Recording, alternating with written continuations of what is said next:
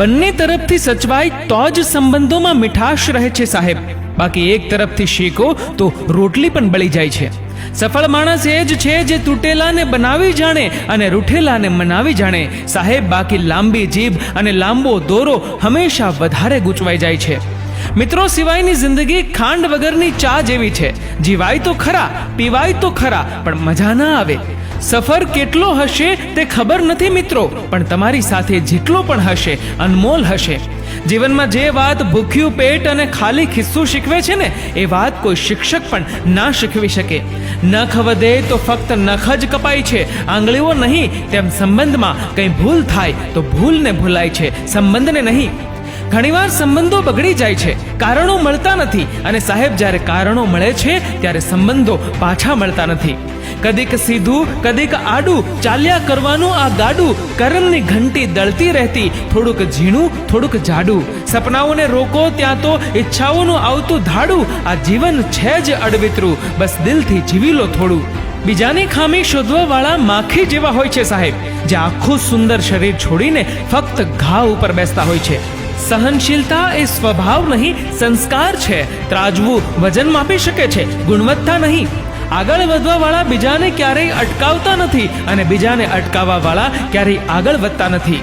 ગુસ્સો માણસને મામૂલી બનાવે છે, મદદ માણસને મોટો બનાવે છે, જ્યારે ક્ષમા માણસને મહાન બનાવે છે. કોઈ ભૂલી જાય તો ગભરાશો નહીં, જ્યારે તમારું કામ પડશે એ જ શોધી કાઢશે. તમે બસ વહેતા પાણીની જેમ વહેતા જાઓ, કચરો આપમેળે કિનારે થતો જશે.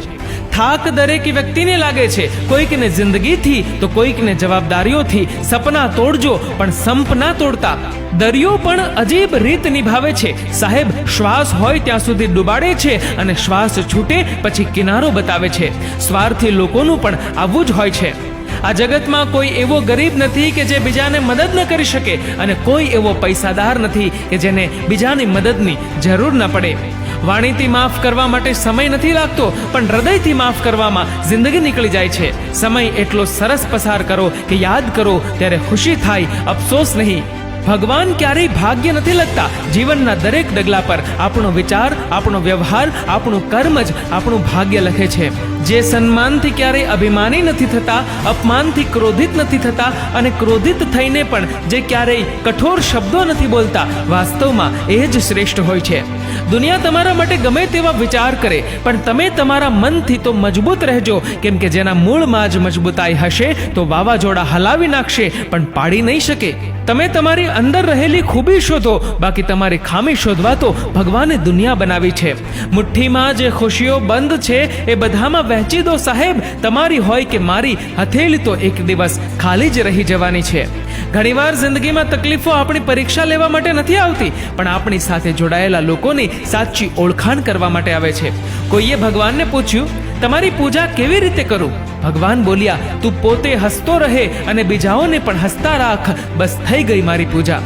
લખનારા બધું જાણતા નથી, જાણનારા બધું લખતા નથી. બસ એ જ તો જિંદગીનું ગણિત છે સાહેબ. વાંચનાર બધું સમજતા નથી અને સમજનાર બધું વાંચતા નથી. એટલે તો કહેવત છે, નવું કોઈ ના મળે તો ચાલશે, પરંતુ મળેલા ખોવાઈ ન જાય તે જરૂર જોજો. હું ખુશ રહું એમાં મારી સફળતા નથી, પણ મારી વાણી, વર્તન અને મારા વ્યવહારથી બીજા ખુશ રહે એમાં જ મારી સફળતા છે. સંભાળીને ચાલજો સાહેબ, આ માણસોની વસ્તી છે, અહીંયા ભગવાનને પણ વાપરી લે છે, તો તમે શું હસ્તી છો? સાચી મૂડી તો આપણા સંબંધો છે, બાકી મહેલોની એકલતામાં તો કંઈક ધુરંધર રોયા છે. માટી જ આપણને જકડી રાખશે, બાકી આરસ પર તો ઘણા લોકોને લપસતા જોયા છે.